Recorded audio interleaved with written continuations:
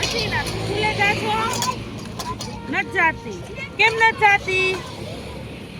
મિત્રો આ ઝુંપડપટ્ટીની બાળા છે તે સ્કૂલે નથી જાતી મિત્રો. તો તું તારા મમ્મી પપ્પા ભેગી જા છો? કામે જા છો? એના નાના ભાઈને હચવવા જાય છે. એના મમ્મી પપ્પા મજૂરી કરવા જાય ને તો મિત્રો. તારું નામ શું છે? શું?